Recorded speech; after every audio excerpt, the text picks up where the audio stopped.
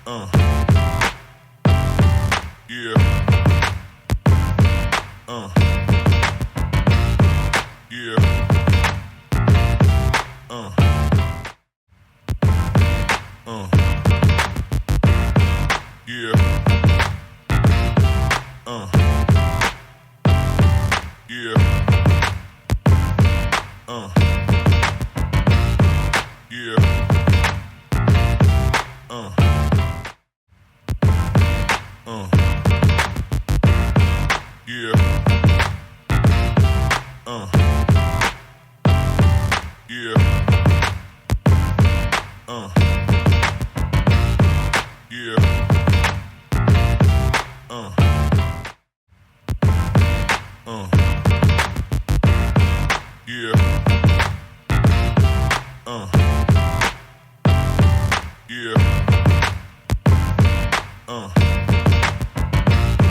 Yeah.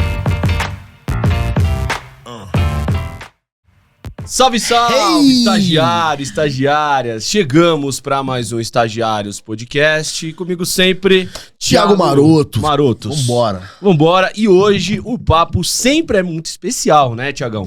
Hoje a gente tá com uma lenda do futebol brasileiro. Cara, e no sentido literal de lenda, porque realmente a gente vai falar, não vamos revelar ainda, mas... Só um pouquinho. Copa do Mundo, Check. check. Campeonato Brasileiro, Check.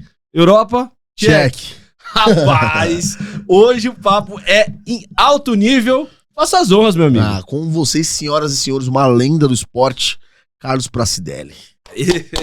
Obrigado, professor. professor. Seja muito bem-vindo. Eu que agradeço ao Thiago, né, ao Léo. Né? É um prazer estar aqui com vocês. Espero que esse bate-papo, né, seja bem descontraído e que a gente possa agradar a enorme audiência que vocês possuem. É isso, com certeza, professor. A gente tem muita coisa pra falar, muita resenha. Mas antes da gente começar o bate-papo, a gente tem uma pergunta que é uma pergunta clichê, porque o nome é Canal Estagiários. Na época que eu era estagiário, eu fundei o canal. E aí, quem trabalha com futebol, quem foi ex-jogador, ou no seu caso, da comissão técnica, sempre tem uma história quando tava começando. Você tem alguma história legal, bacana, da época que você tava começando ainda nesse meio do futebol? Você pode contar? Alguém que te ajudou? A gente sempre traz essas histórias pra começar o programa.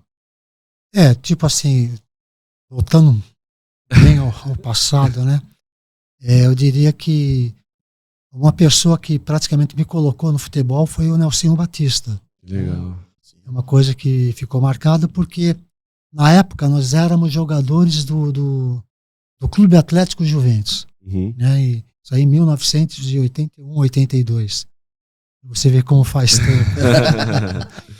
E em 1983, inclusive nós fomos campeões da Taça de Prata pelo Juventus, onde eu era o goleiro e o Nelsinho era o nosso lateral direito. Então nós tínhamos uma grande amizade.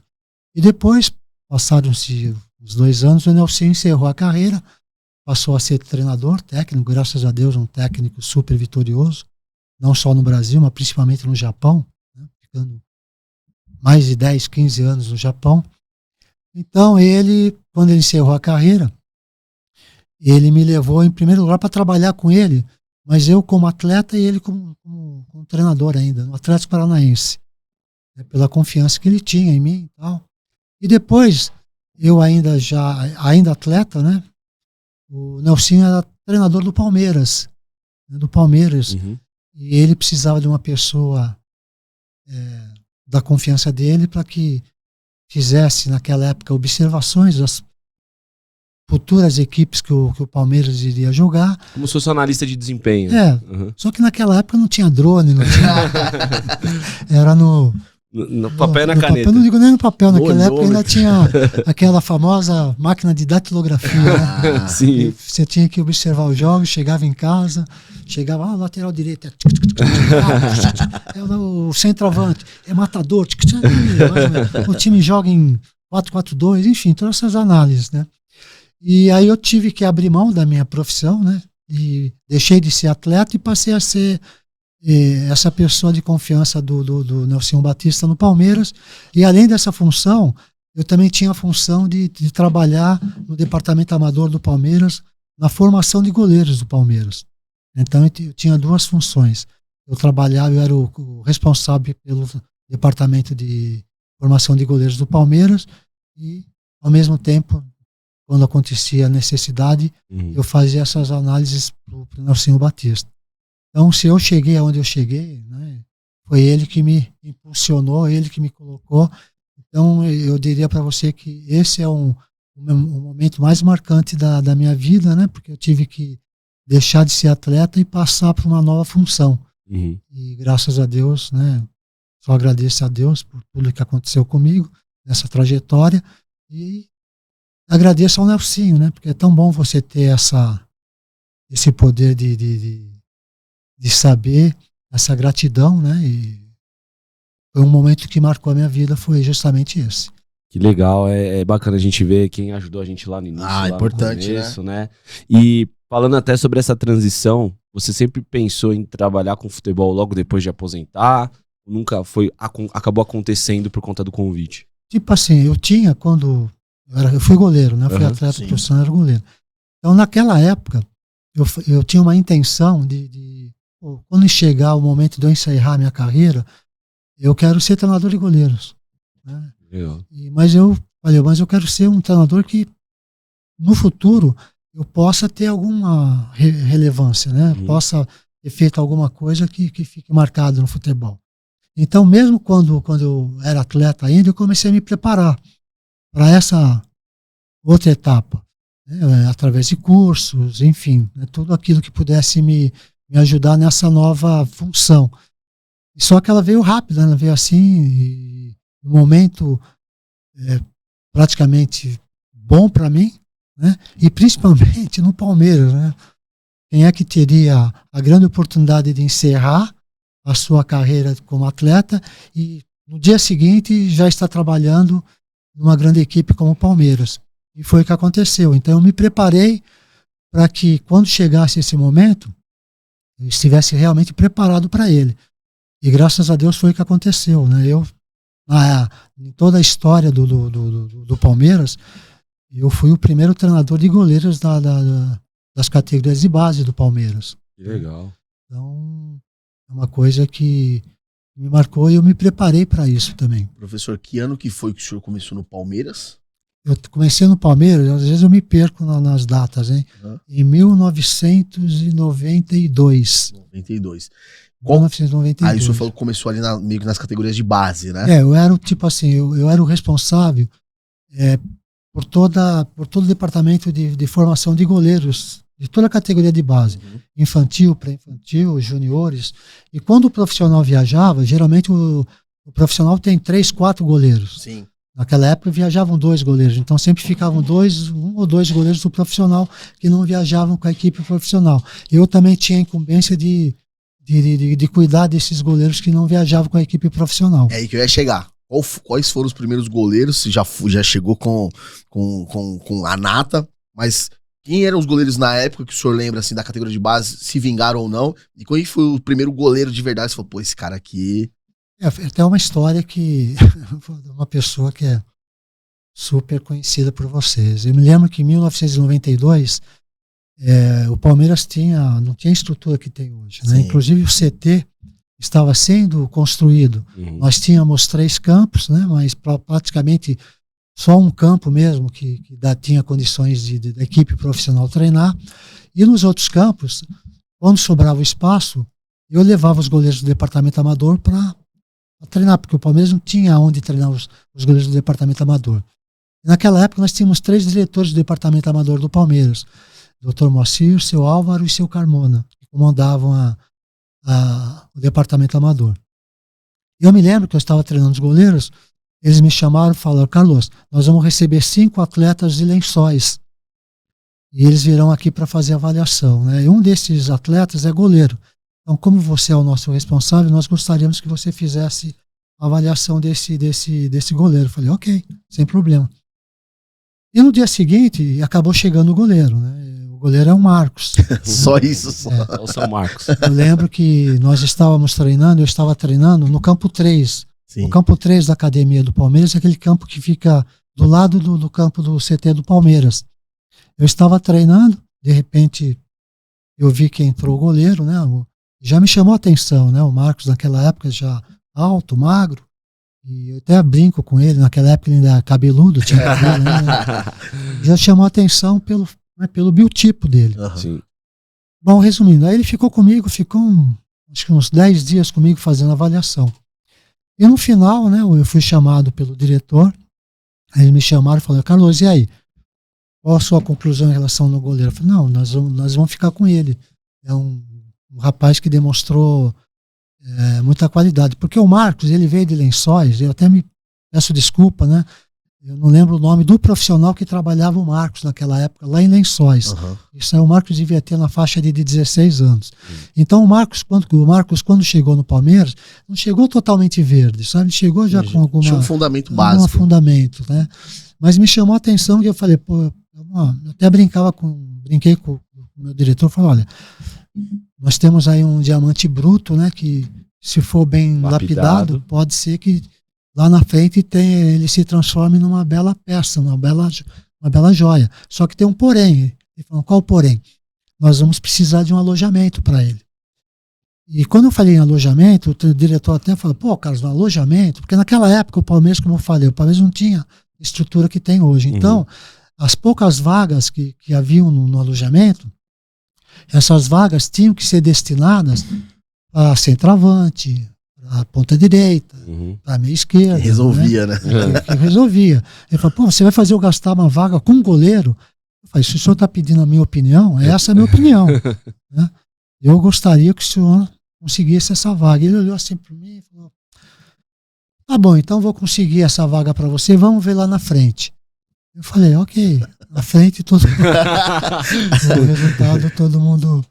Então foi. E depois do Marcos, eu tive o Diego Cavalieri. Monstro também. O Diego Cavalieri, o primo dele, ele era sobrinho de um rapaz chamado Celso, que trabalhava no departamento pessoal do Palmeiras.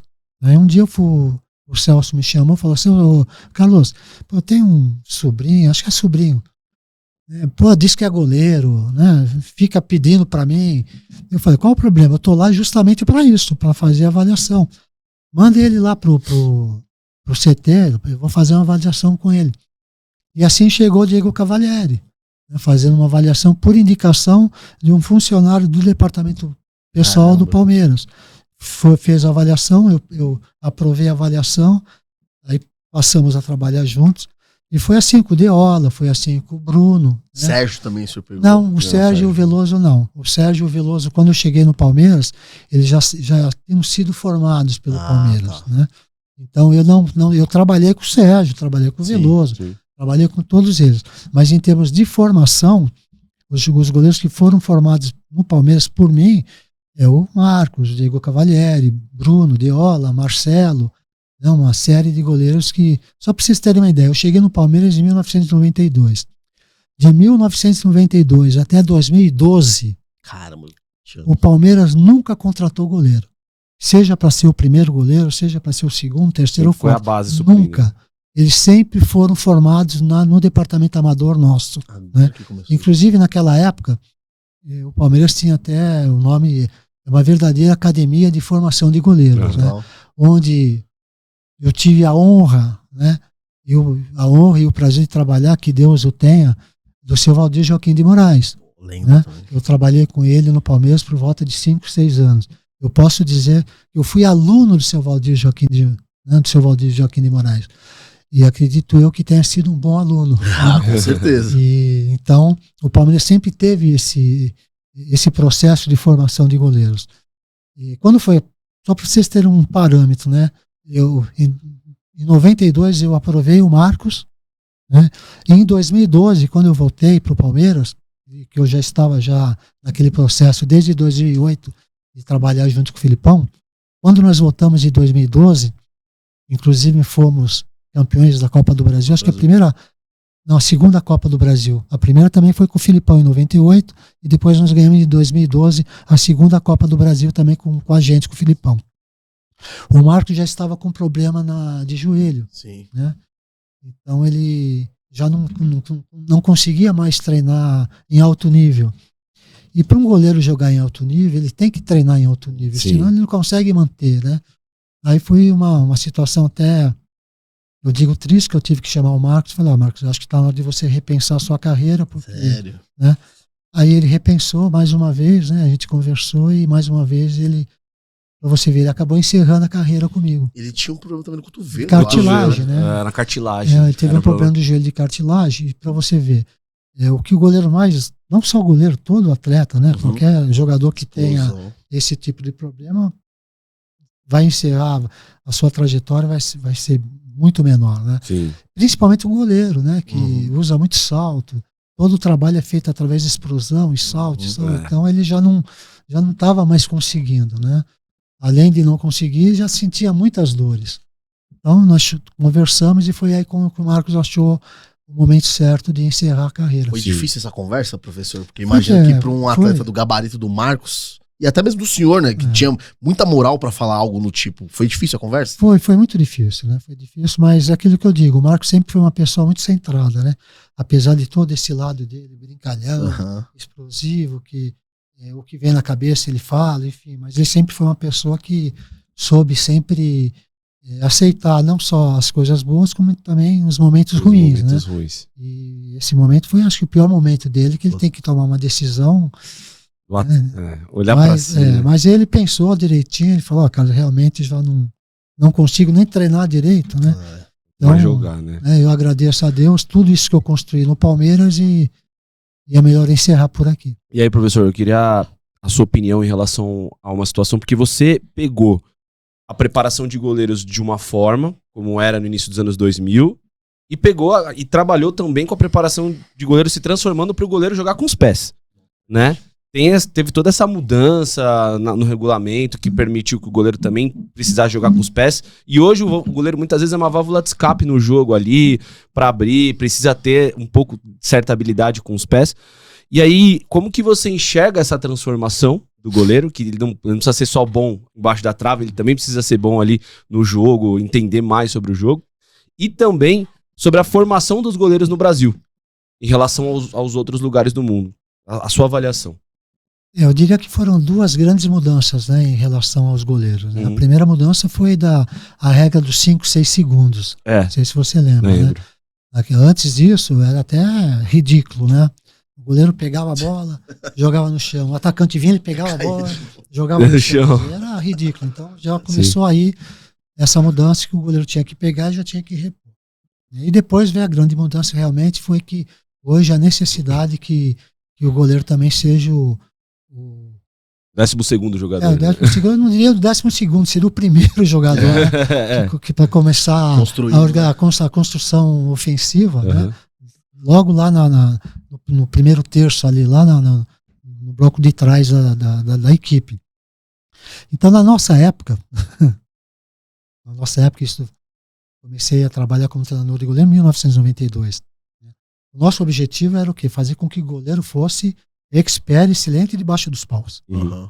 Né? Eu me lembro que naquela época, a pergunta que eram feitas para mim, né, os diretores, né, os dirigentes, o treinador, falou, Carlos, você aprovou esse goleiro, mas ele tem a pegada firme, ele é rápido, né, ele é alto, mas ele não é lento, ele sabe sair do gol. Eram essas as perguntas que eram feitas naquela época, né? Passaram-se o tempo, né? Eu peguei só o finalzinho, né? Porque depois também, praticamente em 2008, quando eu fui para a Inglaterra com o Filipão, eu já fui como um auxiliar técnico, né? Já fui deixando o meu lado de treinador de goleiros, né? Já fui como auxiliar técnico. Mas nessa época eram essas as perguntas, né? E quando teve essa mudança, a primeira pergunta que era feita por um dirigente, quando você ia pensar em avaliar algum goleiro, era: ele sabe jogar com os pés? E olha como mudou, Mudou né? demais, né? Mudou muito. Então, realmente, foi um quesito a mais que precisou ser colocado nos trabalhos diários dos treinadores e goleiros, que até então não era necessário, né? E por que essa demora para que os nossos goleiros saíssem do departamento amador e chegassem no departamento profissional já com mais essa qualidade? Porque nós começamos a fazer esse trabalho de uma maneira tardia, né? Então todos os goleiros que chegavam no profissional, com raríssimas exceções, né? Rogério Ceni, né? Nem precisa O próprio falar. Júlio César, do Flamengo, né? Eram raríssimas exceções, né? Sim. Então, esse trabalho passou a ser implementado no departamento amador. Então, hoje eu diria para você que os nossos goleiros já têm um pouco mais de qualidade Já sobe da base assim, né? Já está subindo da base, por quê? Porque estão sendo trabalhados na base. Então, a grande mudança que teve, para mim, foi essa, né? Porque, fora isso, os trabalhos, os fundamentos dos goleiros sempre serão e sempre foram os mesmos, né? Segurança na pegada, rapidez na queda, né? No salto, na saída de gol, né? Mas o que eles não tinham praticamente eram os trabalhos com os pés. E hoje nós já temos, né? No caso, jogadores que já encerraram a carreira, que é o Rogério Ceni e o Júlio César, que eram fantásticos nesse requisito. Hoje nós temos o Ederson, né? Que trabalha o Neuer um pouquinho atrás, né? Trabalha muito bem com os pés também. Então acho que a grande mudança foi essa. Professor, e aí a gente avança então, né, nessa jornada do senhor, e a gente chega a 2002, que onde, imagino eu, o senhor pode me corrigir, se o trabalho foi reconhecido nacionalmente por integrar aquela comissão da seleção brasileira que foi campeão do mundo. E aí a minha pergunta é o seguinte: quais foram os critérios de avaliação para poder escolher Marcos, Rogério e Dida? E tem um ponto, ele tinha 3 goleiros titulares, né? Exato, e ainda ficaram alguns de fora, né? Mas qual foi o critério e como que você montou esse grupo de exímios goleiros, né? Para você ver, nessa época, né, de 2001, né, quando nós fomos para a Copa nas eliminatórias, né, o Brasil tinha um momento muito bom em relação aos goleiros, né? O Marcos no Palmeiras, fantástico. O Rogério Ceni, sem comentários, fantástico no São Paulo. Nós tínhamos o Dida jogando no Milan. Ele estava no Milan já? Tava no Milan, mas estava com um problema, ele não estava jogando. Ele tinha tido um probleminha lá e ele não estava jogando. Inclusive, esse aí foi um dos fatos que nós convocávamos o Dida, né, e o pessoal, mas o Dida não estava jogando. E aí nós fizemos até um pedido pro Dida, né? Falei, Dida, para que a gente não abra a mão de você, se esforce, né? Volte a jogar em algum clube. E se eu não estiver enganado, foi aí que ele voltou pro Corinthians. Ele veio jogar pro Corinthians, né? Justamente ele saiu da Europa, veio pro Corinthians, justamente para continuar indo. Minutar, né? Sendo convocado para a seleção. Sim. E naquela época também nós tínhamos o Júlio César, novinho no Flamengo, mas já explodindo no Flamengo. Então, praticamente, nós tínhamos 4 nomes para a Copa do Mundo, né? Nós tínhamos o Marcos, o Dida, o Rogério e o Júlio. E na decisão final, nós optamos pelos 3, né? O Marcos, o Rogério e o Dida, e não levamos o Júlio, justamente em função da experiência, né? E nós achávamos que nós precisávamos, né, da conquista da Copa do Mundo, e uma posição que era muito importante, não só naquela época, na época atual, né? A experiência do goleiro é muito importante. Né? Então nós tínhamos 3 goleiros, não que o Júlio não estivesse no mesmo nível, só que o Júlio ainda maturar um pouquinho mais, né? Precisava maturar um pouquinho mais, né? E foi o que aconteceu. Então nós optamos no final em levarmos os 3 goleiros que na nossa opinião eram os 3 melhores goleiros do Brasil. Com certeza. E assim, 3 goleiros com condições tranquilas de serem titulares ali, né? E a gente tava comentando até aqui no off sobre o ambiente que estava daquela seleção, professor. A gente vê um ambiente hoje no Brasil não hostil, mas um ambiente de incertezas, de insegurança, a parte da imprensa, da torcida. Em 2002 não era tão diferente assim, né? Aqui a gente meio que apaga da cabeça porque a gente foi campeão, jogando muito bem, mas tinha a incerteza do Ronaldo, se ia, se não ia, o Brasil não ia vindo bem. Como que foi para vocês assimilar toda essa pressão e canalizar isso para uma conquista? Porque é muito complicado, né?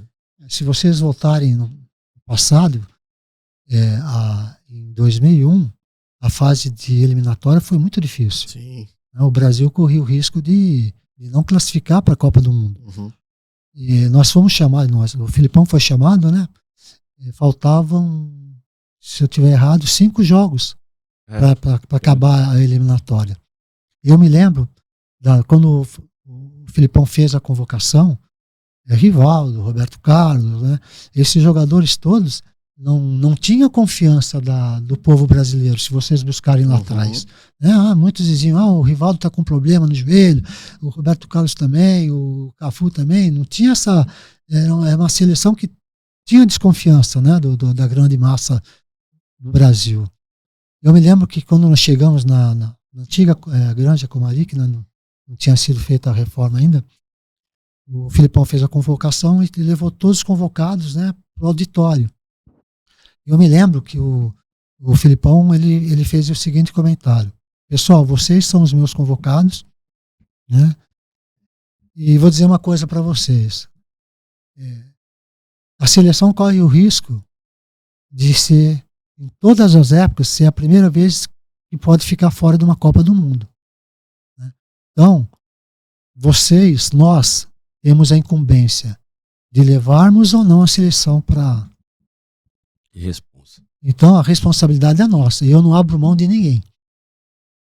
Só se houver algum tipo de contusão, alguma coisa. Vocês têm a minha confiança. Então, nesse momento, o Filipão já transferiu toda uma carga de confiança para os jogadores. Sim. E mesmo assim, a nossa classificação foi difícil. Foi rodada, né? Foi muito difícil. Né? Foi muito difícil. E foi na última rodada contra a Venezuela. O Luizão, né? Foi o gol do Luizão. 2 gols do Luizão. Tá bom de memória, hein, pai? Pô, irmão. E, enfim, então, para vocês verem como era a situação. Sim. Né? Então, até mesmo a nossa ida, na hora que nós subimos no avião para o Japão. Pro Japão. Não, foi para a Coreia, né? É verdade. Foi Coreia e Japão. Nós carregávamos toda aquela carga de desconfiança. Caraca, que doideira, hein? Toda aquela carga de desconfiança. Mas a partir daí o Filipão já vinha modulando o ambiente. Família escolar, né? Já vinha fazendo o ambiente. Eu me recordo, né, no caso do Ronaldo, né, o fenômeno, de uma conversa formal, assim, formal não informal, entre a comissão técnica. O Filipão chegou pro Dr. Runco, na época, e falou: doutor, e o Ronaldo? A contusão que o Ronaldo teve, o que o senhor me diz dela? Isso aí em junho, julho de 2001. Um ano antes. Mais ou menos, acho que foi isso aí quando ele se machucou. Uhum. Né? Faltava um ano pra Copa. Foi isso mesmo. Isso aí. Aí o Dr. Runco respondeu: olha, Filipão, se ele fizer o tratamento correto, se ele se dedicar, se ele abrir mão de toda, eu digo, vida profissional dele para se preparar só, ele teria a condição de ficar bom para 2002. O Filipão falou: pensou, sério, doutor? Sim. Preciso falar com o Ronaldo. Né? Aí chamou o diretor de futebol, na época era o seu Américo Faria. Falou: Américo, quem que é o assessor de imprensa do Ronaldo? Eu preciso falar com o Ronaldo. Naquela época era o Rodrigo Paiva, né, que depois passou a ser da seleção e hoje é do Flamengo. Ele né? voltou pro Flamengo. Mas naquela época o Rodrigo Paiva era assessor só do Ronaldo. Eu falei: não, eu consigo. Diga para ele, eu quero falar com ele. Aí conversou com o Rodrigo, falou: Rodrigo, eu preciso conversar com o Ronaldo, trazer o Ronaldo aqui para a Granja, para mostrar ele, para ele sentir novamente essa força de querer voltar para... Você teria condição de trazer ele aqui para cá? Pô, ele vai ficar muito feliz. Tal. E em uma outra convocação, o Rodrigo Paiva trouxe o Ronaldo para a Granja Comari. Então o Ronaldo já machucado, né? O Ronaldo chegou, viu todo aquele ambiente, né? Aí sentou na mesa assim com a gente. Eu quietinho, só ouvindo. Aí o Mortosa, o Filipão, conversando, o Dr. Runco. O Ronaldo, você se compromete a se entregar de corpo e alma para recuperar, para fazer mais uma Copa do Mundo? Eu olhei assim pro Filipão: chefe, é lógico. Só estou resumindo, né? Caraca, mas que história. Então, eu falei: então vai e se recupera, meu filho. Eu conto com você. Se recupera que eu conto com você. E a partir daí o Ronaldo brilhava os olhos dele. Deu uma injeção de ânimo. Deu uma injeção de ânimo, né? E a partir daí o Ronaldo, com toda a equipe médica, né? da seleção, também da equipe onde ele estava, foi se recuperando e no final, né, quando veio a convocação final, quando todo mundo viu o nome do Ronaldo, ainda era aquela incógnita, né? Vai ele, vai Romário, o que vai acontecer? Então, na convocação final apareceu o Ronaldo e graças a Deus fomos muito felizes com ele. Olha que interessante, cara. Essa aí você vai matar. Foi, Já não, sei não, que você vai não, falar. mas não é isso. Olha que interessante. Foi uma conversa. Irmão, O tô cara se arrepiado. sentiu abraçado pra que ele colocasse como objetivo, né, professor? Reacenda Você vê chama. como a relação humana no futebol é essencial para as coisas darem certo dentro do campo, né? E daí que vem a família escolar. Ah, Sim. Quando a gente fala, né, família escolar, não é de sangue, sim. entendeu? De A tá gente junto. ia agregar todo mundo, né? E quando eu falo do Ronaldo, o mesmo tratamento do Ronaldo era com Luizão. respeito, né? Com segurança da seleção, os segurança dos clubes onde nós trabalhamos, né? Os porteiros dos clubes, da seleção. Esse tratamento humano que o Filipão dá, as cozinheiras, todo mundo, né? É isso que faz com que todo mundo abrace o trabalho, né? E graças a Deus, eu diria para vocês que no 90% da nossa carreira tivemos tropeços? Sim, tivemos. Mas nós fomos muito vitoriosos. Professor, pô, que história, porque eu nunca tinha ouvido essa história, eu fiquei arrepiado porque é o que o Léo falou, reacendeu no A chama que faltava, né? sabe, que fez ele se dedicar, porque imagina, se hoje a gente fala muito de Neymar e distrações, imagina naquela época Ronaldo, que era o bambambam da coisa toda. Professor, eu tenho uma pergunta que é assim, se a gente voltar um pouquinho também, 2000, ali, era o Leão, treinador da seleção brasileira ainda, e aí ficava naquela Rogério Ceni titular, aí teve umas falhas, aí depois foi o Dida, e aí quando o Filipão assume, vocês decidem ali no colegiado que o Marcos seria o goleiro titular da seleção. Como é que foi essa decisão de dar a camisa 1 pro Marcos? Eu diria para você que naquela época, a diferença em termos de qualidade do Marcos pro Rogério e pro Dida, eu digo que a diferença entre eles era menos de um fio de cabelo. Imagino. Era muita qualidade dos três, né? O que fez com que nós colocássemos o Marcos como titular da seleção brasileira foi o fato de nós termos convivido com o Marcos toda essa época. Então nós sabíamos tudo aquilo que o Marcos poderia nos entregar. Não que os outros não teriam a condição, mas cai naquela da confiança. Homem né? de confiança, né? Não que é até difícil falar isso, né?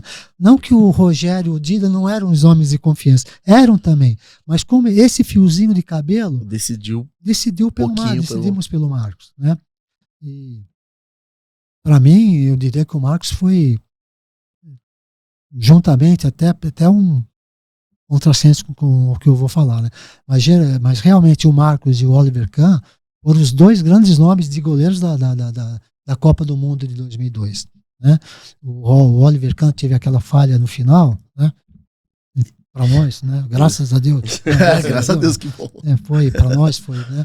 Mas até então, Marcos tanto o Marcos como o Oliver Kahn, a participação deles para que as duas equipes chegassem na grande final do Mundial tinha sido fundamental. Sem dúvida, o Marcos ele foi o melhor goleiro, né? É que tinha um critério da FIFA que escolhia o melhor da Copa antes da final. Então talvez esse tenha sido eu, senão o Marcos ganharia sem sombra de dúvidas. Eu acredito que sim. Como eu falei, até o jogo da final, que já tinham escolhido o Oliver Kahn como melhor goleiro, né? Se fosse para o último jogo, em função da falha que ele teve, com certeza eles teriam mudado, né? Em função do título conseguido pelo Brasil, pela partida que fez o Marcos em relação ao Oliver Kahn. O Marcos não teve um erro. Né? Então, tudo isso eu acredito que levaria a FIFA a dar o prêmio para o Marcos. Né? Mas o nosso objetivo foi conseguido, que era o pentacampeonato. O senhor, e aí a gente estava falando muito da questão da família escolar e que era um ambiente que se tornou uma unidade, todo mundo em prol do mesmo objetivo, sem vaidades, né?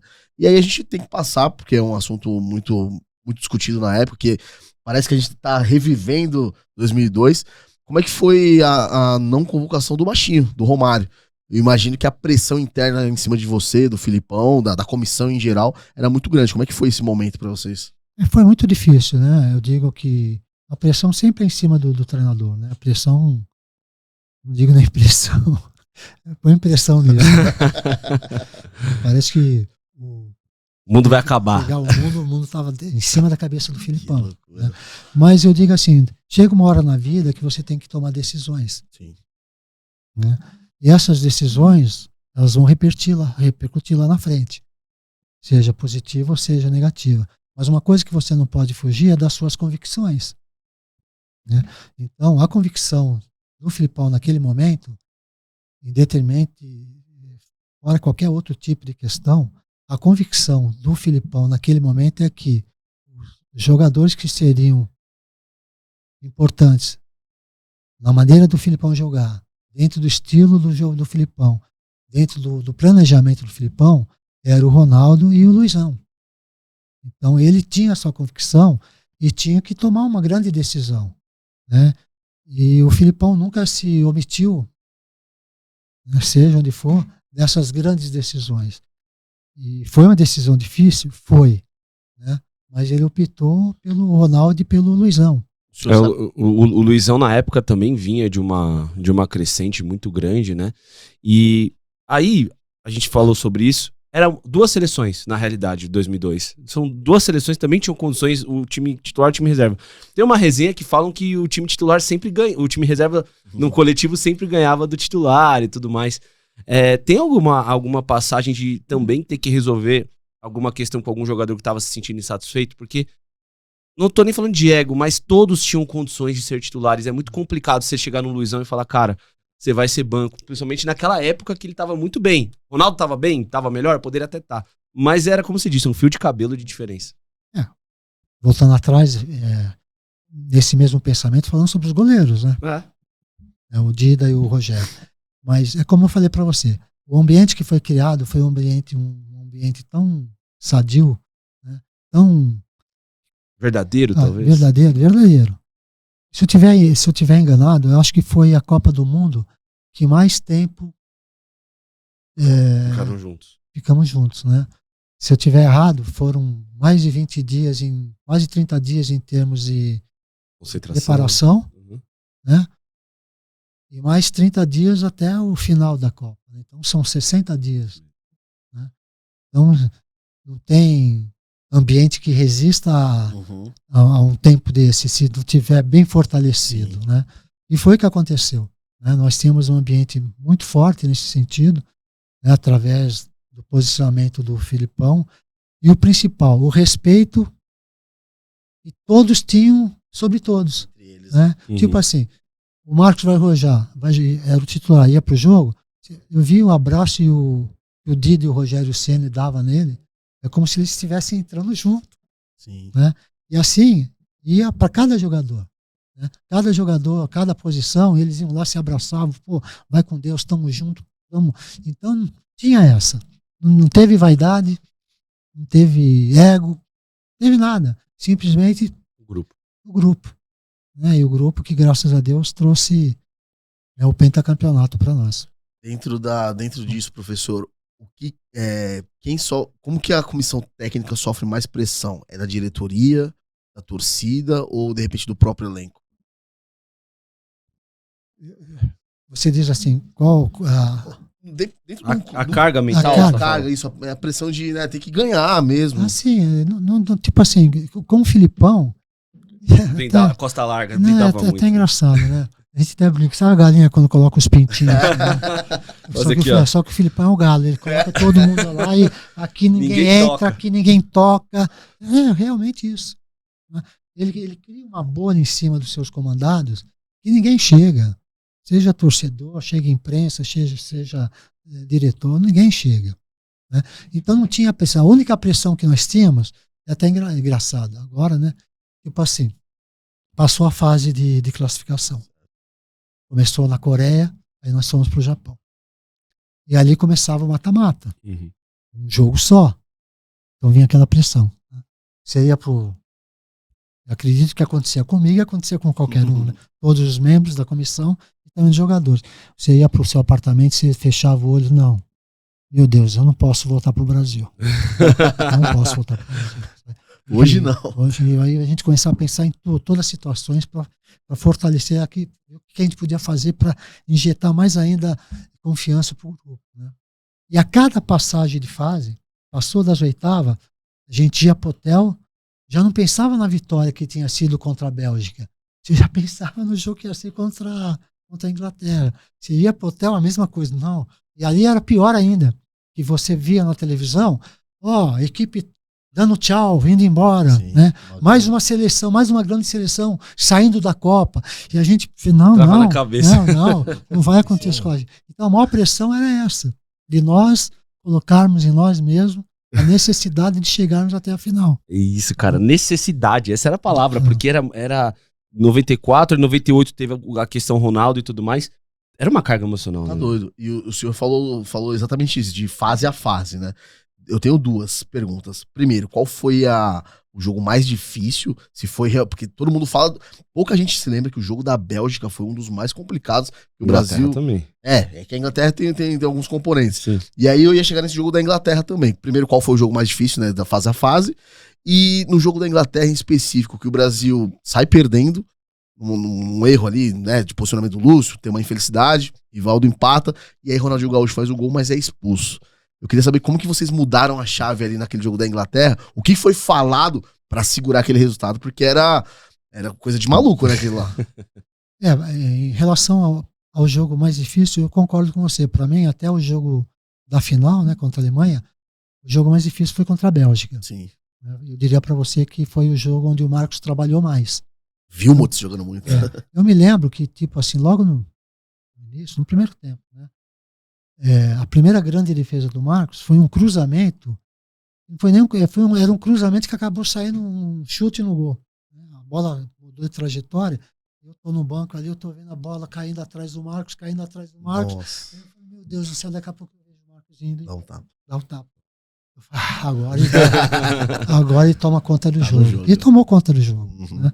Foi um jogo difícil, teve gol anulado, né? Um monte de situações e tal. E a Bélgica o tempo todo pressionando. E depois veio a qualidade, né, dos nossos jogadores, que em duas situações fomos lá e Rivaldo faz um gol. resolvemos a questão. Mas para mim, o jogo mais difícil realmente foi contra a Bélgica. Contra a Inglaterra, aí já criou-se muito o fator psicológico, né? E como você falou, foi um jogo que foi um gol que foi mais erro nosso do que mérito da Inglaterra, né? Aí empatamos o jogo. Aí tivemos o jogador expulso, né? Naquele momento, você pode ver que não houve mudança na equipe, né? Aí o Filipão conversando com o Murtosa, né? Agora um jogador a menos, tava 1-1 o jogo, né? Tava 1-1, né? Tava 1-1 o jogo. E aí, vamos mudar, aí o que a gente vai fazer? Não. Rivaldo, você volta para fazer ali, ficar na frente 2 linhas de 4 e você ser o primeiro, né? Deixa comigo, professor, não se preocupe. Pô, ele falou assim. Entendeu? Olha a confiança que ele nos deu, né? Que deu para. Pode deixar, aqui na frente eu fico, eu vou marcar, eu vou para ataque, eu vou fazer tudo. Se vocês buscarem o jogo em si, ele fez uma partida, talvez não tenha aparecido para o grande público, né? Mas ele foi fantástico. A partida dele foi fantástica. Ele marcou, ele jogou, ele protegeu a primeira linha as 2 linhas de 4. Ele foi fantástico, né? Então não houve, né, praticamente uma mudança de imediato em função do pensamento do Filipão. Falou, Rivaldo, você faz, deixa comigo. Se o jogador, né, não, fica tranquilo. E aí não era dele, né? Não era dele. Mas você vê que esse sentimento de grupo, né? De olha, a gente vai jogar pelo grupo, não por vaidade, não por ego.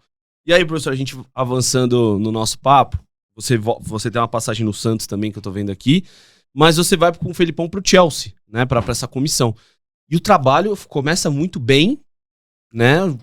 Eu acho que foram 12 jogos invicto, algo assim. E depois começa a degringolar porque alguns gringos estavam meio que torcendo o nariz. Como que foi essa passagem no Chelsea? Talvez não, acho que foi o primeiro técnico brasileiro a ter uma passagem na Premier League. Foi o primeiro treinador, Primeiro e né? único, acho. Acho que foi o único. Eu acho que da América do Sul, né? Da América. Não, teve o Pochettino agora com o Tottenham também. Mas já bem agora, né? Mas é o que você falou, começou bem. E se você buscar quando nós saímos bem também. O errado foi a nossa saída, né? Sim. A nossa saída foi mal. A gente acabou saindo no tchau. Mas deixamos a equipe muito bem colocada. Se eu me lembro, naquela época, o Manchester City ainda não era nada, né? Até o Primo pobre, até comprar, né? Comprarem. ser comprado, aí ele Sim.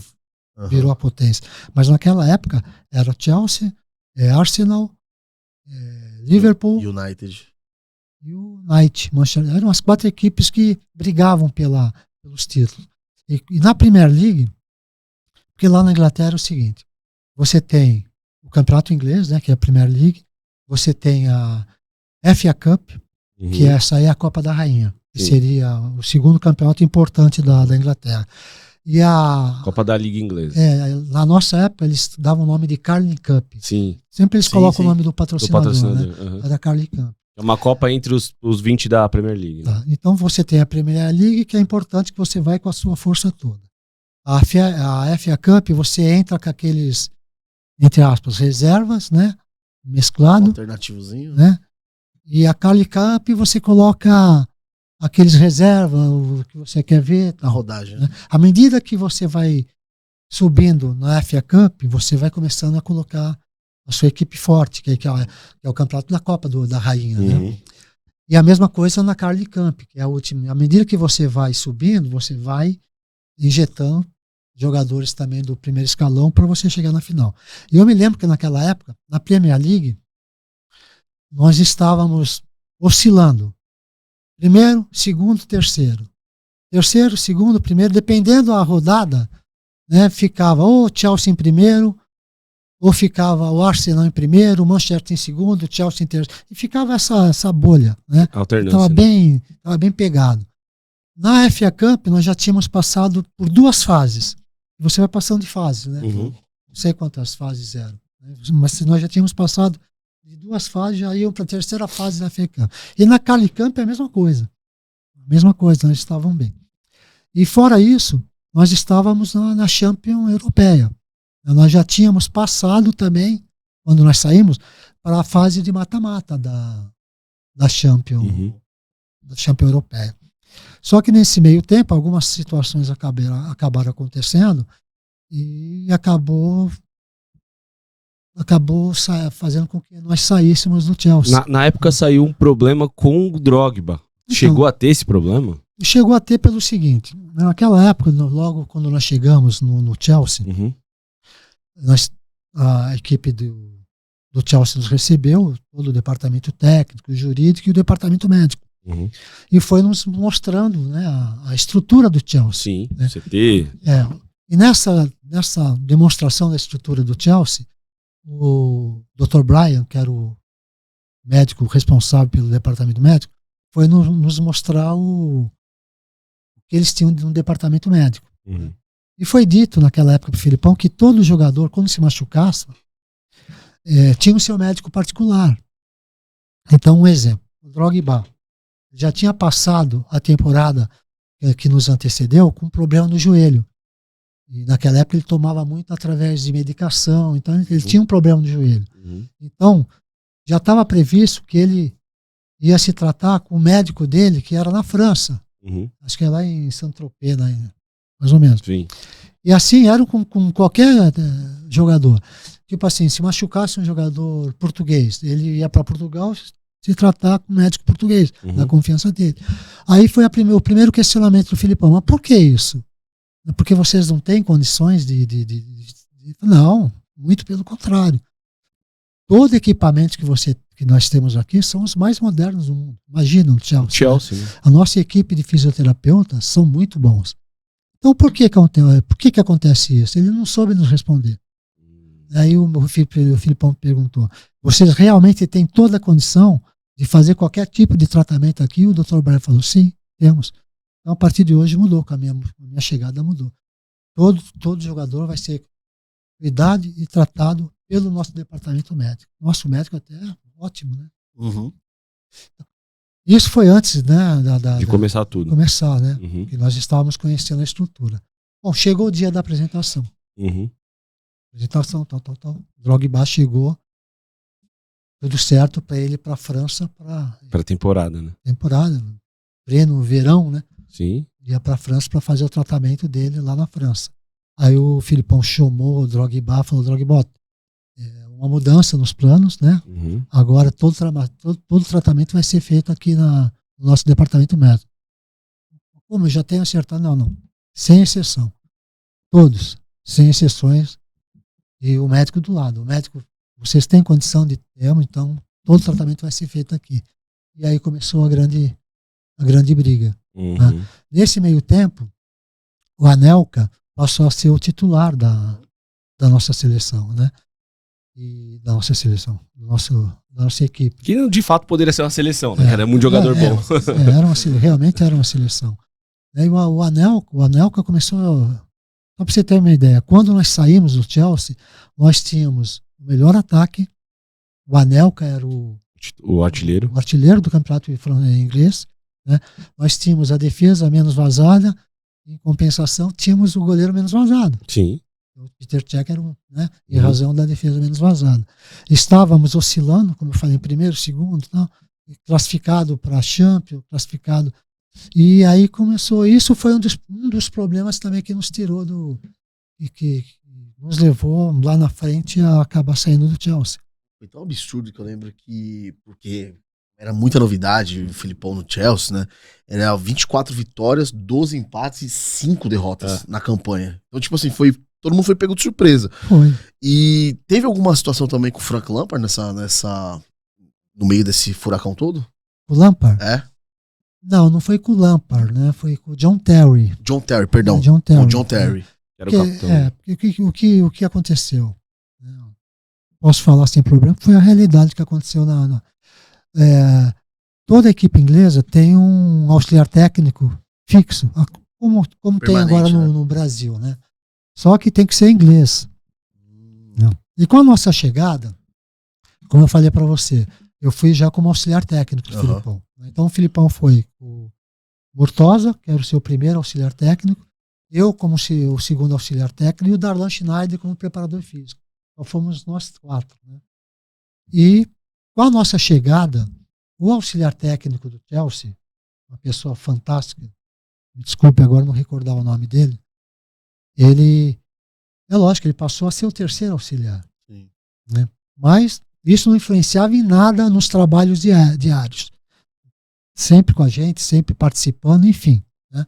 Um ambiente muito bom entre nós.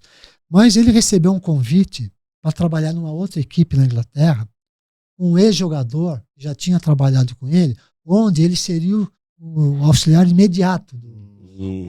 Então, uma sequência dele acompanhar um treinador. Sim. Então ele fez uma reunião, né, pediu uma reunião para o Filipão, explicou o motivo, que não tinha nada a ver com nós, que ele tinha adorado, enfim, acabou saindo. Então ficou aberta uma lacuna. O Chelsea tinha que contratar um auxiliar inglês. Desculpa. E nós não tínhamos o nome. Né? Foi quando o John Terry chegou no Filipão e falou: Filipão, posso dar uma indicação de uma pessoa que trabalhou, né? E hoje ele até trabalha como comentarista da televisão, mas é uma pessoa, enfim. O Filipão falou: John Terry, à vontade, sem problema. E ele indicou, John Terry indicou esse auxiliar e o Chelsea contratou. Então ele passou a ter o nosso convívio. Não foi um convívio muito bom. Né? Por quê? Porque eu acho que dentro de uma comissão técnica, tudo que é conversado tem que ficar entre a comissão. Sim. Então tinha algumas conversas e que nós falávamos, tipo assim, nada que fosse um agravante. Mas tipo assim, pô, tomamos aquele gol, né? Mas você não acha se o John Terry fizesse isso? Putz, o cara... A gente poderia ter, ou se o Peter Cech tivesse saído mais rápido. Sabe, conversas normal de uma conversa. De ajuste até, né? Pra poder dar um toque no cara. Entre nós, né? E algumas dessas conversas acabavam vazando. Né? Depois que a gente ficou sabendo que eram vazadas esse tipo de conversa, então já foi... Putz, minando o grupo. Já foi minando um pouco. Né? E o John Terry, naquela época, ele tinha um certo domínio, né? Do Influência né? grande, né? Tinha Então, a chave também do clube. é mais um fator que acabou, né, provocando mal-estar também. E o próprio Peter Cech, né? Ele não gostava de ser cobrado. O Cech não gostava? Então, alguns lances também que acabaram acontecendo, né, houve um questionamento, ele também não gostou muito. Naquela época, ele era o único que falava bem o russo. Né? Então, quando o Abramovich chegava, buscava muitas informações com ele. Então, não estou dizendo que tenha sido isso, mas eu digo que tudo isso todo, né? acabou Corroborou para que acontecesse essa saída nossa. Uhum. Como você mesmo, os números eram 24 ótimos, vitórias, É 12 o que eu empates. falo. O que fica é a impressão dentro de campo que sai pela porta da frente, né? Total. O trabalho acabou, mas foi com a porta da Eu frente. me né? lembro até que quando foi noticiado a saída do Filipão, naquela época o Sir Alex Ferguson era o treinador do Manchester United. Sim. E ele fez um comentário naqueles tabloides, né? Que mais tem na Inglaterra, aqueles tabloides, né? Dizendo que ele não entendia o porquê, qual o motivo da saída do Filipão. Do Filipão. Mas acabou acontecendo. Aconteceu da forma que tinha que acontecer, né? Avançamos, professor. E aí, isso a gente tá falando em 2008. Mas né? antes, perfeito. aquele recado importante pra nossa Velho, audiência, tá? Pra você que quer fazer uma fezinha aí, que, né, quer fazer aquela aposta esportiva, a Aposte Fácil é o seu lugar, é a sua casa de apostas. Vendo esse QR Code aqui, vai te levar lá no site, né, da Aposte Fácil, atendimento humanizado, 24 horas, vai ter cashback, tá? Mas atenção, produto para maiores de 18 anos e é um dinheirinho para brincar, aquele dinheirinho de lazer, você vai ali sair com um amigo, vai sair no fim de semana. Então, não é o dinheiro do mês. Não é pra ficar rico. Não é pra ficar rico, de longe, tá? É só pra brincar. Tiagão, você tem alguma superstição? As últimas que você fez aí? A minha superstição hoje é ficar uma semaninha sem jogar porque eu acabei tomando um red. Um LED, tem que dar uma segurada. Tem que dar uma segurada. É importante saber a hora de parar. É. Mas, tô voltando ali, Brasileirão tá voltando, a gente vai fazer uma apostinha no Clube da Fé. A gente tá falando de Copa do Mundo, seleção tá aí, tem até Perfeito. aposta rolando se o Neymar vai ou não ser convocado, tá? Então, boa. é isso. Então, não perde tempo, aposta aí, Joga. é isso. Professor, vamos falar. Pode falar Vamos agora. avançar um pouquinho mais agora, professor. Vamos pegar aquele expresso de Londres que corta a Europa e a gente vai chegar até 2014, professor. Copa do Mundo de 2014. Uma comoção gigantesca. Primeiro, eu vou trazer um outro dado. Como que era ouvir aquela capela nos estádios quando parava o hino nacional, que aquilo ali foi um negócio... Como que era o sentimento, professor? Você vê, foi uma coisa espontânea, né? Sim. Até então nunca tinha acontecido aquilo, né? Era uma comoção tão grande que ali era emoção, pura emoção, patriotismo, sei lá. A gente pode colocar qualquer tipo de adjetivo que, né? E que pegou todos de surpresa, né? Realmente foi uma coisa bonita, né? Que acho que foi para o mundo todo, né? Aquela sensação de fé, né? De confiança, né? E uma pena, né? Uma pena no final ter acontecido o que aconteceu. Dava uma energizada mesmo aquilo lá. né? Dava, nossa, aquilo era fantástico, né? E bastidores agora, professor. Como é que a gente vai chegar naquele fatídico dia que a gente vai ter que passar, que é inevitável, mas como é que foi a montagem desse elenco? Como é que foi a trajetória ali na primeira fase? A gente começou a tomar um susto ali com aquele 1-0 pra Croácia, logo na primeira partida. Mas como é que foi? Como que era aquele ambiente? Já sabendo que existia aquela família escolar, tentamos reviver de uma boa forma. Talvez, o que faltou ali, professor? Eu volto um pouquinho mais atrás. Vamos lá. A formação começou mesmo em 2013. Sim. Começou a formação da equipe, muitos jogadores jovens, né? Que muitos, acho que é a primeira Copa do Mundo, Sim. acho que até o próprio Neymar, né? Sim. Primeira Copa do Mundo. Né, e nós sabíamos que iria ser uma Copa assim, que nos traria muita emoção. Por quê? Porque você está no seu país, né? Você está ali no dia a dia com o seu povo. Então nós sabíamos que ia ser difícil, mas a formação começou em 2013. Copa das Confederações, né? E foi fantástico, né? Ali parecia que tudo ia acontecer, né, professor? E a coisa fluiu de uma maneira tão boa que nós ganhamos da Espanha, quando a Espanha ainda era detentora Sim. de todos os títulos da Europa, Europa, Copa do Mundo. Mundial. Né? Até os espanhóis, depois, no final, eles estavam no campo não acreditando no que tinha acontecido, né? Um atropelo, né? Nós atropelamos. E tudo aquilo criou-se, né, uma expectativa de que nós faríamos, né, e é até é meio difícil dizer que nós faríamos ou não faríamos uma grande participação Sim. na Copa do Mundo de 2014. E até aquele jogo da Alemanha estava tudo dentro do planejado, né? As situações iam acontecendo dentro das dificuldades que não era só a nossa seleção que estava passando, a própria Alemanha, né, até chegar à semifinal, tinha passado por momentos difíceis também, Sim. contra equipes, né, não do alto escalão, né, que podemos dizer assim.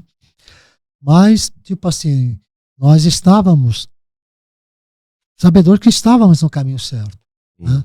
Só que aconteceu aquele jogo contra o Chile. Contra o Chile? Não.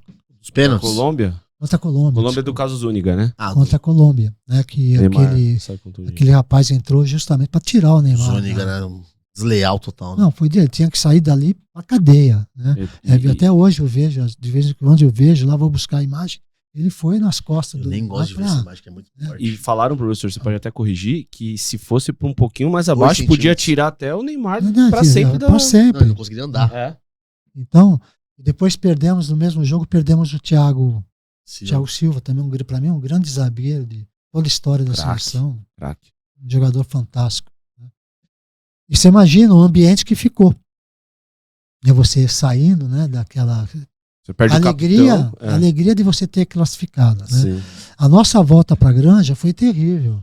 Terrível. Tivemos que esperar o pessoal entrar no avião, tirar os primeiros bancos, o Neymar entrar de maca. Né? Nossa, que Chegamos na grama, o Neymar subiu de maca. Né? No helicóptero. dia seguinte, helicópteros descendo, né, para levar o Neymar para o Pro hospital. hospital. Foi terrível. Caraca. Foi terrível. Né? E mesmo assim, a gente conseguiu reagrupar aquilo, né? E começamos a pensar em quais seriam os substitutos, né?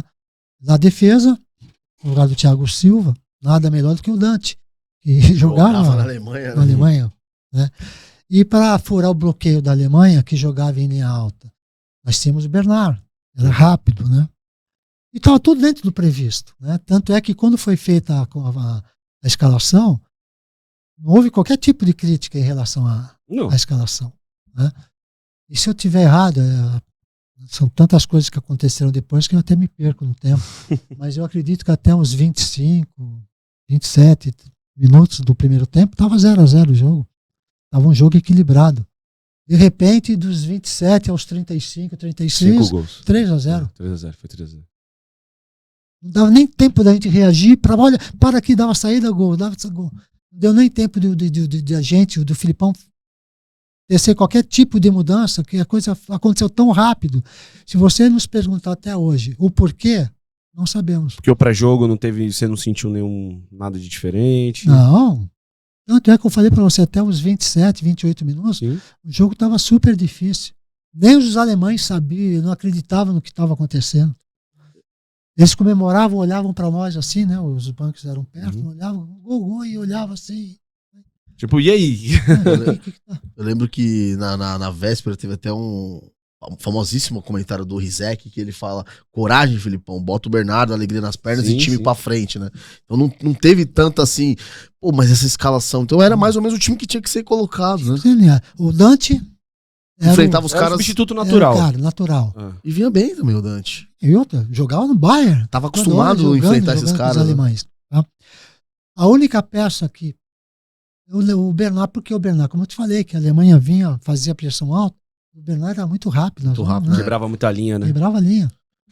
Por isso que eu digo, até então, os grandes especialistas de análise, tudo certo, tudo Sim. correto. E depois aconteceu o desastre. Dentro desse desastre, professor, ali na beira do gramado ali, o senhor falou que realmente, acho que todo mundo, assim, né, os próprios alemães ficaram sem saber o que estava acontecendo. Mas conhecendo o Filipão como o senhor conhece, no detalhe, faltou, de repente, alguém chegar, alguém da comissão, ou sei lá, o jogador, pra dar um chacoalhão, porque realmente tomou 3-0 e daqui a pouco 5-0 e nada foi feito, assim, não que a gente jamais crucificando o Filipão, porque ele era até então o nosso último campeão, né? Máximo respeito. Mas o que faltou ali, porque ninguém realmente conseguiu fazer nada. É até difícil falar isso, né? Realmente nós não sabemos o que aconteceu. Até hoje, né, professor? Tem uma Tem justificativa. uma explicação, né? A explicação é o futebol. É o futebol. Tinha que ser com a gente? Tinha que ser com a gente. Tinha que ser com o Filipão? Tinha que ser o Filipão. Como em 2002 tinha que ser o Filipão? Foi o Filipão. Né? Em 2002 ganhou a equipe toda? A equipe toda. Em 2014 perdeu todo mundo? Perdeu todo mundo. A única coisa que eu digo para você é que até hoje, não teve um comentário sequer, seja do Filipão ou de qualquer membro da sua comissão técnica, que tenha dito A ou B sobre qualquer. Nós assumimos toda a responsabilidade de peito aberto, né? Sofremos até hoje com isso, né? Uma coisa que não vai sair nunca da cabeça, não vai sair nunca do coração, mas eu digo para você, tudo que foi feito para que nada daquilo tivesse acontecido, né? Futebol. E o pós-jogo geralmente é o pior, né, professor? Pós-jogo, depois tudo é fácil, né? O engenheiro de obra pronta aparece sempre, né? Aconteceu isso. Mas deveria ter feito aquilo. É o que eu digo, até os 27, talvez depois ver direitinho. Sim. Até os 27, 28 do primeiro tempo, o jogo estava igual. De repente as coisas aconteceram, o primeiro erro, gol. Não, deu a saída, o time vai, o Filipão, calma, né? Daqui a pouco 2, daqui a pouco 3. Teve? Eu lembro que foi um dia antes do meu aniversário e depois eu assisti com meu pai no Sport TV 2 vezes o jogo e a gente não conseguiu ter uma clareza do que aconteceu. Nem a gente olhou e falou, cara... que você aconteceu alguma coisa que não dá pra explicar. Mas... Foi tão absurdo que eu tinha e fui até. No dia seguinte era Argentina e Holanda. Semifinal também. E eu tinha esse ingresso comprado, já tava tudo certo. Cara, quando o Brasil toma 5-0, 6-0, sabe quando você perde totalmente a vontade de ver Copa? Eu já não queria ir no outro dia. Impactou tanto. Você imagina nós, tipo assim, nós tínhamos um sonho de chegar no Maracanã na final. Sim. Nós estávamos a um jogo. É um jogo, cara. A um jogo. Isso ninguém fala. Nós estávamos a um jogo do grande sonho do Brasil todo. E seria Brasil e Argentina. E de repente um jogo, caiu o mundo, caiu o universo em cima da gente. Ia limpar 50, né? Ia amenizar 50 então, também. Né? É que eu digo para você. Tudo foi feito da melhor maneira para que aquilo não acontecesse. E se você não tivesse, ninguém soubesse do que viria a acontecer, e hoje nós estivéssemos lá com a mesma equipe, nós faríamos a mesma coisa. Sim. Porque era o que devia ser feito. Era o que tinha que ser feito. É isso. Era o que tinha que ser feito. E aí, Thiagão? Naquele vestiário, rapidinho, pós o 7-1, lembra de algum bastidor? Como é que foi o vestiário? Imagino que deve ter sido desastroso. Tristeza, mas como eu falo pra você, o Filipão trouxe tudo pra si. E na coletiva ele falou isso, o único grande responsável sou eu e trouxe acabou. Tudo pra si. E até hoje. Até hoje. Se você me disser alguém que falou A ou B, de C e D. Não tem. Verdade. E aí, assim, passou o 7-1, como você disse, vai ficar marcado e tudo mais, mas a história foi escrita em 2002 e teve a China. Você participou também, você foi com a comissão para a China, no qual vocês foram ídolos máximos, né? Estava falando de 10 títulos disputados, 7 conquistas, né? No momento que o futebol chinês estava trazendo grandes jogadores, grandes treinadores, e todo mundo que foi para a China trabalhar falou muito bem. Eu queria saber como foi a sua perspectiva, a sua experiência de ter trabalhado na China. A China, ela tentou fazer o que o Japão fez lá atrás, né? Uhum. O Japão começou a levar grandes jogadores, grandes técnicos, né, para levar o know-how para eles, né, para eles aprenderem e depois seguirem a própria vida, né? E até hoje você vê, dificilmente a equipe do Japão fica fora de uma Copa do Mundo. E a China tentou fazer a mesma coisa, né? Começou a levar jogadores não só do Brasil, mas do mundo todo, né? Grandes jogadores. Só para você ter uma ideia, nós quando nós fomos para a China, nós fomos para se substituir o Cannavaro, que tinha substituído o Lippe, então, uma grande treinador. Só fera. Né?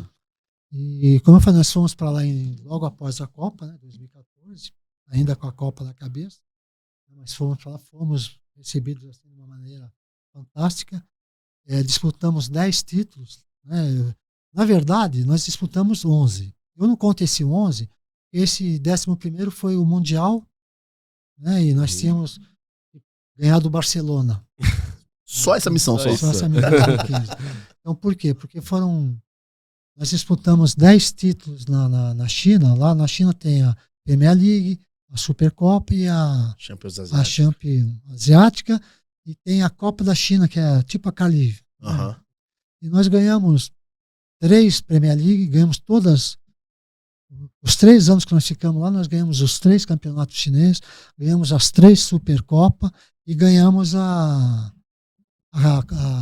Champions Asiática. Sim. Né? E fomos para o Mundial. No Mundial nós pegamos na nossa tabela, era o América do México, o Barcelona e o Guangzhou. No primeiro jogo nós ganhamos do América, um gol do Paulinho até de cabeça, que ninguém imaginava também que a equipe chinesa fosse ganhar de uma equipe forte do México, mas ganhamos de 2-1, estava 1-1, jogo apertado, no finalzinho saiu um escanteio, o Paulinho fez um gol de cabeça e passamos para a semifinal. E na semifinal era o Barcelona. O Neymar, mas enfim. E perdemos de 2-0. Deu bem, foi né? honroso. Né? E, então é por isso que eu digo que é um título que não tinha como ganhar. Sim. Mas a China foi fantástica. Né? Uma experiência de vida assim, fantástica, não só pelo lado pessoal e principalmente o lado profissional. Né? Então, só elogios à China. Né? E nós sabíamos também que por tudo aquilo que estava sendo investido na China, um momento ou outra coisa não ia suportar. O dinheiro que estava sendo despejado ali. E acabou acontecendo. A bolha estourar, né? O professor comeu alguma coisa muito esquisita na China? Sempre faz essa pergunta. O Luiz Fabiano veio aqui, a gente fez a mesma pergunta. Comeu alguma coisa muito maluca lá na China? Não, tipo assim, muito diz, né? O chinês come. E tem uma cultura, né, de comer inseto, essas coisas. Inseto, cachorro, mas tipo assim, aí você vai conhecendo um pouquinho da cultura chinesa, né? Uhum. Nós tínhamos o nosso intérprete, chamava Léo também. Falei, Léo, por que dizem isso? Léo, Carlos, é o seguinte, na Segunda Guerra Mundial, eles passaram fome. Os chineses não tinham o que comer. Então você imagina o chinês nas trincheiras, nas cidades, né? Qualquer coisa que passava andando, eles iam lá, pegavam e comiam. Teve também a ditadura do Mao Tse Tung, né? Que ele deixou de comprar comida, tirou o dinheiro da comida para comprar arma. É real, isso aconteceu. Então eles tinham que matar o que tinha para comer mesmo, né? Foi uma necessidade. Então tinha todas essas histórias, né? Mas depois, com a nossa chegada, é lógico, tem todo aquele lado exótico. Só para vocês terem uma ideia. Nós íamos numa avenida lá que eram só para conhecer também, né? Uhum. Eram só restaurantes chineses, né? Com a culinária chinesa. Então você entrava, lá é tudo grande, né? Tudo grande. Então você via diversos aquários. Aquários, né? Sim. Então no aquário tinha um tipo de peixe. No outro aquário tinha um tipo de cobra. No outro aquário tinha um tipo de tartaruga. Vai falando aí, né? Então tinha um cardápio. Então o chinês chegava lá, vamos pôr a cobra, ia lá, escolhia essa cobra. O cara ia lá, pegava a cobra, preparava na cozinha. Ele escolhia o acompanhamento e ia lá fazia. Então mas isso são aqueles restaurantes tradicionais. O sinal deles, né? Sinal deles, né? Mas a China possui os grandes restaurantes internacionais. Tem vários Michelin. Então, e falam que o país é bem legal. Muito legal. Pelo amor de Deus, super desenvolvido. E assim, nós viajamos sempre com as esposas, né? Uma coisa que o Filipão não abre mão é levar a família junto. Sim. Então, você imagina as esposas, as mulheres, né? 10 dias, elas já sabiam Hoje todas as lojas. O arroz, eles já sabiam tudo. Então nós não tínhamos essa dificuldade. A dificuldade maior, um pouco, é quando viajava, mas aí também o Filipão se preocupou em pedir que fosse contratado um cozinheiro brasileiro, né? Uhum. Porque tinham muitos brasileiros lá. Então já amenizou. Né? Mas foi muito boa em todo sentido. Não tivemos qualquer tipo de problema em relação a isso. Agora, preleção, meio do primeiro tempo. Filipão descascava os caras. e- O intérprete falava o que o Filipão mandava ou tinha Então, aquele... Aquele information. Tipo assim, na China é o seguinte, um exemplo. Nuno, né, que era o... Uhum. Cada um tinha um tradutor, né? O tradutor do Filipão chamava Nuno. Então falava, Nuno, traduz lá, que eles têm que ir correr atrás da bola como se fosse atrás de um prato de arroz com feijão. Para nós sabemos que arroz e feijão é a vida, você quer Sim, ganhar, né? Eles não têm essa. Como é que vai traduzir isso? Aí ele olhava pro Filipão, arroz, feijão. Então, né? Então ele ia traduzir Prato de yakisoba. uma frase com 3, 4, 5 palavras, Ele né? falava. Não, ele tinha que fazer uma coisa enorme. Tinha uma construção pra... contextualizar, né? Para contextualizar tudo isso, porque o mandarim é terrível, né? É difícil pra caramba. Porque não é só o mandarim, tem um mandarim. Então, cada lugar que você vai, cada jogador, dependendo da região, tem um dialeto. Caramba. Tem um mandarim, mas cada um tem Tem ainda. uma. É difícil, é meio complicado, né? Entendi. Não para nós que nós tínhamos, né? Os intérpretes, então não tivemos qualquer tipo de problema em relação a isso. Essa situação da China sempre é assim.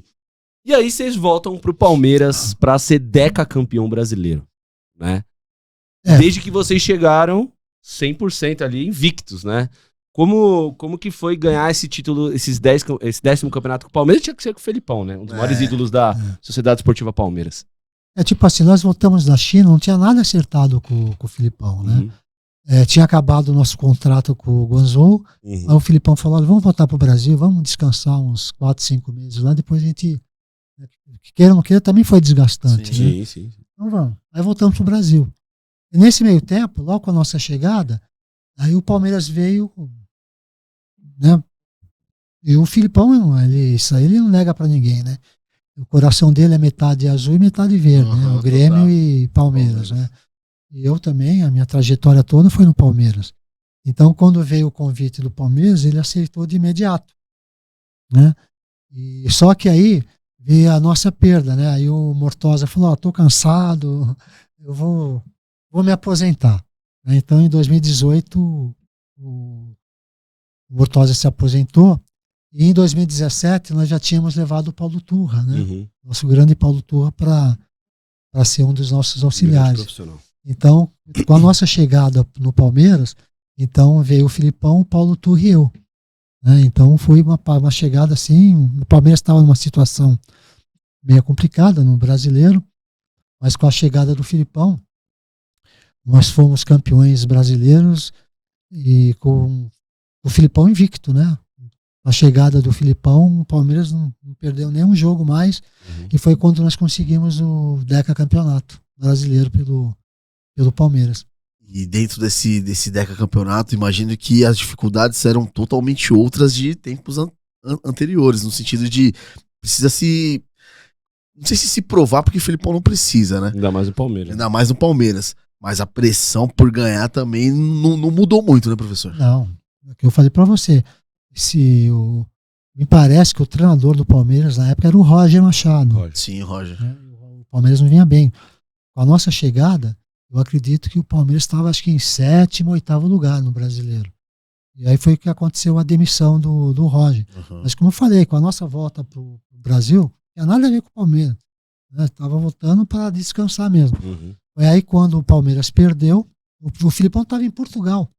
Nossa, tava de férias ali, né? Tipo assim, quando nós saímos da China, então você faz conexão na Europa, né? Uhum. Quando chegou, não foi em Portugal que nós fizemos a conexão, acho que foi em Dubai. Geralmente é Acho que Dubai. nós descemos em Dubai e ali a gente se separou. Aí o Filipão e o Mortosa foram para Portugal e eu vim para o Brasil, né? E o Paulo Turra também para o Brasil. Aí chegamos no Brasil, já estava não sei quanto tempo no Brasil, e o Palmeiras jogando. Foi quando aconteceu a demissão do Roger. Uhum. Aí o Filipão ligou para mim e falou, Carlos, olha, eu tive um convite do Alexandre Matos e acabei aceitando, tá? Então você e o Paulo Turra vão assumir, só que eu chego daqui a 10 dias. Tá? Eu tenho que resolver algumas coisas aqui em Portugal. E nesse meio tempo nós fizemos 2 jogos, né? A Copa do Brasil, nós empatamos lá, o Bahia, Depois jogamos lá em Caxias contra o Juventude, empatamos também. Foi aí quando o Filipão chegou. Né? E aí foi campeão, né? Foi campeão, mas a pressão era grande, até que teve a mudança de treinador. Sim. Só que foi outra época, né? Eu digo assim que nós trabalhamos no Palmeiras em duas situações. O Palmeiras retrô, O Jardim Suspense. Jardim Suspense, e o Palmeiras já Palmeiras virei playboy, como já em outra época. As vacas já, gordas, as né? gordas. Então nós tivemos essa felicidade também de ganharmos tanto no retrô como Pô, no que maneiro. E aí moderno. tem um personagem dessa conquista que é o Daverson, né? Não é. pode deixar de falar do Davinho. Que é um caso à parte, né? E como que era controlar o Davinho ali? Porque... Você vê, com a nossa chegada no Palmeiras, o Daverson não estava sendo aproveitado. Não tá. Quase saindo. Tava já. quase pra sair. Tava, né? E o Daverson, o Filipão sempre gostou de um centroavante, né? Uhum. E aí o Filipão perguntou para nós, e aí, como é que vocês estão achando? Não. Pô, chefe, baita time e tal, né? E aí fomos falando As peças e tal. posição por Uhum. posição, né? E nós temos o Daverson aqui, que a gente já conhecia mais ou menos de fora.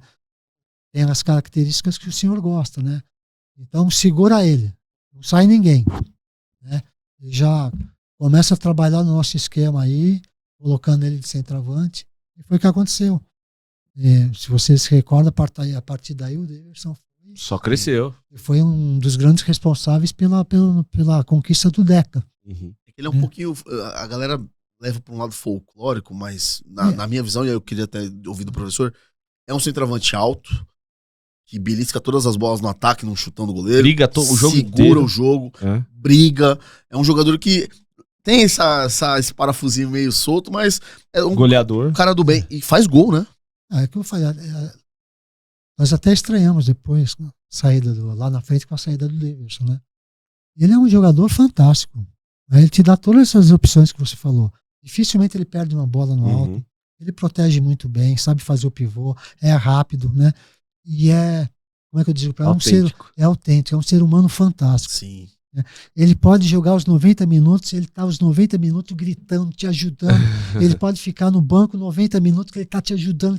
Ele é parceiro para qualquer situação. Sim. Só que ele tem esse lado que tem que ser compreendido. Né? Ele é muito extrovertido. A gente chamava ele até de menino maluquinho, sabe? Sim. O menino maluquinho. Sim, sim. Ele é assim, ele é espalhafatoso, eu só tenho elogios ao Daverson. Seja como jogador, seja como pessoa, como ser humano.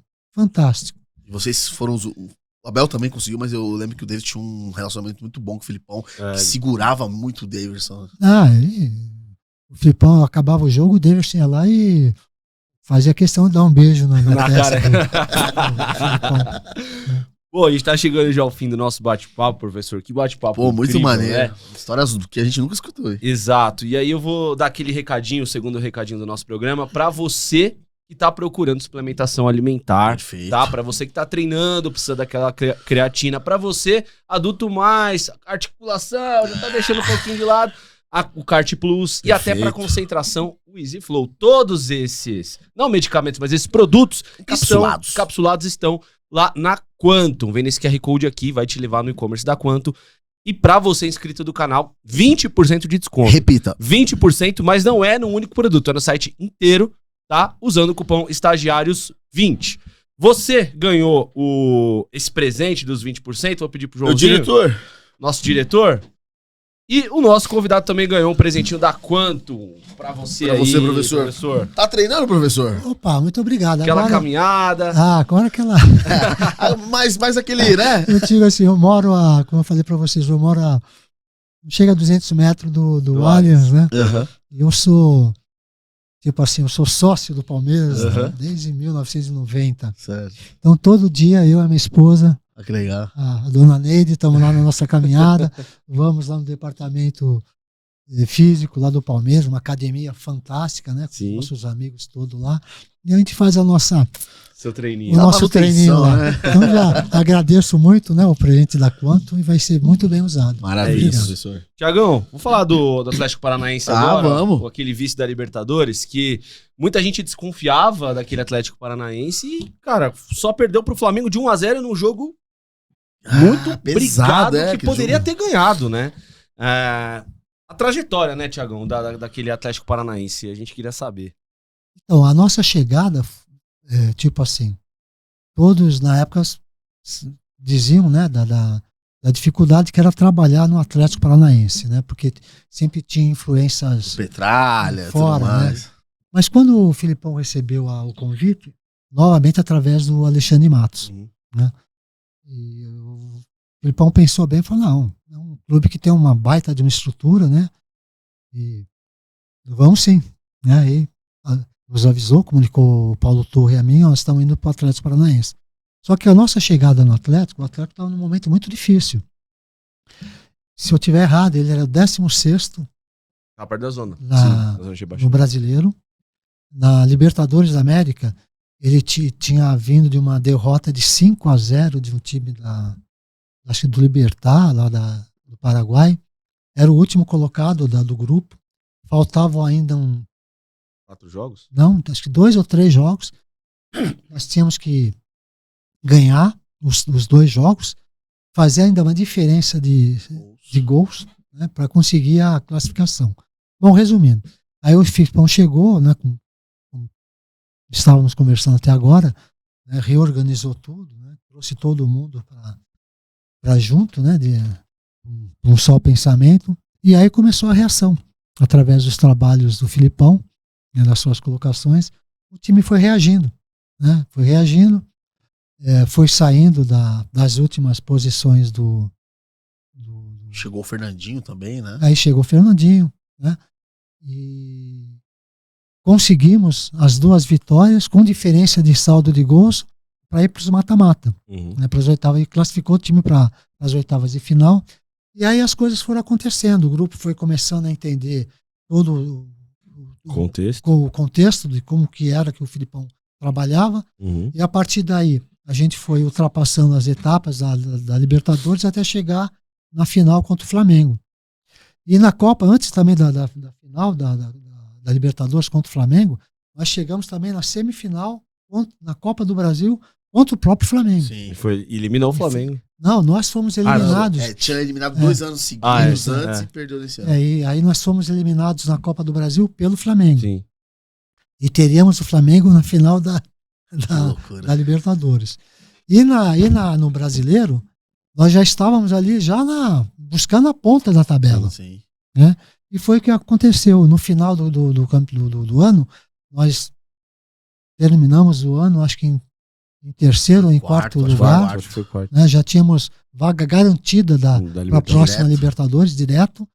E tínhamos acabado de ser vice-campeões da Libertadores. Um jogo super difícil. Gol do contra a equipe do Gabigol, Flamengo. Lá.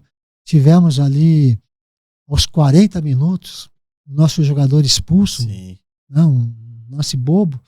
O Lúcio, o zagueiro, foi expulso. E como faltavam ali 2, 3 minutos para acabar o jogo, o Fernandinho também tinha jogado de zagueiro. Ele fazia muito isso. Fazia isso lá no City, né? Então o Filipão falou, Fernandinho, baixa, porque aí no vestiário a gente o que vai fazer. Pô, não é para acontecer, né? Aí saiu uma falta, o cara bate a falta, o cara faz o gol. Virou 1-0 pro Flamengo. Aí vamos pro vestiário, o Filipão acertou, não fez mudança nenhuma, acertou o time e tal.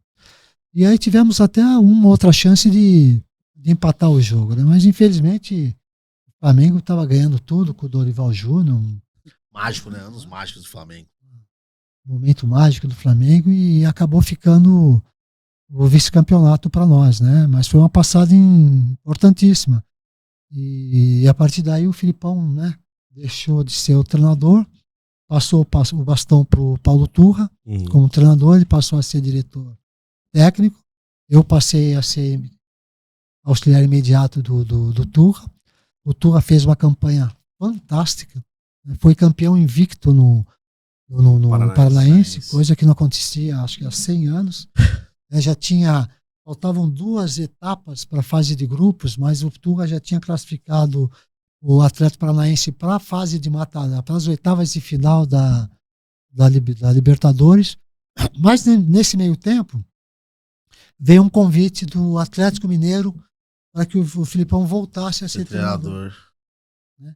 Aí o Filipão balançou, falou, Carlos, pô, conversar com o Turra, conversamos com o Turra, né? O Turra já deixou de ser, né? Já tava encaminhado. Já, né? o Turra já era uma realidade, campeão invicto. 18, ele já fazia É, muitas já. funções, né? E aí, Turra? Não, professor, agora eu vou solo, né? Então tá legal. Então, Carlão, nós vamos aceitar, eu vou aceitar, eu vou voltar a ser treinador e a gente vai para o Atlético Mineiro. E comunicou isso ao Petralha, a direção o Matos e a direção do... O Matos não estava nem no Brasil, o Matos acho que estava na Espanha tentando fazer, acho que a venda do Vitor Roque, alguma coisa assim. Aí o Filipão comunicou à diretoria, a diretoria ficou chateada, achou que o Filipão não deveria fazer isso, pô, mas né, deixei já um Turra campeão. Tudo muito encaminhado, tudo né? encaminhado, né? O trabalho tá feito. né? Eu resolvi mudar. Né? Todo mundo tem direito de mudar, né? Mas o Atlético não achou Por bem ali. por bem. E como represália, o que o Acabou Atlético fez? espirrando no Turra. Mandou o Turra embora. Fazendo um baita do trabalho. E é um baita no profissional. Não, baita treinador. Baita pessoa também. Como caráter, Dispensa. Tá dispensa. Né? E como treinador, o cara que tem a bagagem, jogou no Palmeiras, jogou na Europa, né? Auxiliar Capitão. do Felipão. Campeão. E outro, campeão paranaense invicto por ele, já classificando o Atlético para as oitavas de final da Libertadores, o primeiro clube que se classificou por ele. Né? E o Atlético foi por represália. Né? Coisas do futebol, né, professor? Futebol. Tiagão, só a última. Cara, minha última, professor, eu acho que uma carreira brilhante do senhor, é muito bom tê-lo aqui com a gente, né? E como a história do senhor se atrela muito à do Filipão, queria que o senhor pudesse deixar num resumo básico aí o que o Filipão significa pro senhor aí. O Filipão, é até difícil você falar em palavras o que o Filipão significou para mim, que significa, né, na minha vida toda. Hoje a gente tem um relacionamento assim com, não irmão de sangue, né, mas irmão de 26 anos trabalhando juntos, né? Amizade, né? Fora. Passando por bons momentos e momentos terríveis, né, mas sempre a conduta que norteia o Filipão, né? Lealdade, trabalho, caráter, família. É isso que é o Filipão. Então, eu só agradeço o Filipão pelo resto da minha vida, como agradeci ao Nelsinho Batista, né? Que me deu a sequência, e o restante foi o Filipão que me norteou aí para o mundo todo. Então é isso. Filipão é caráter, é trabalho, honestidade, família. É isso. É isso. Professor. Que bate-papo incrível. Muito obrigado. Casa sempre aberta, porta escancarada pra você aqui. E é isso. Até a próxima. Chegamos, hein? Chegamos, hein? Próximo passo, Luiz Felipe Scolari aqui com a gente. O professor vai ajudar a gente. Se Deus quiser. Galera, se vocês gostaram desse podcast, gostaram desse conteúdo, não esquece de se inscrever, curtir, compartilhar, mandar pra todo mundo. E é isso. Até a próxima. Fiquem com Deus. Valeu! Hey! Yeah. Yeah. Yeah.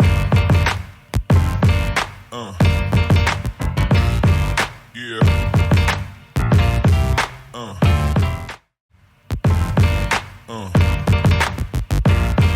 Yeah. Yeah. Yeah.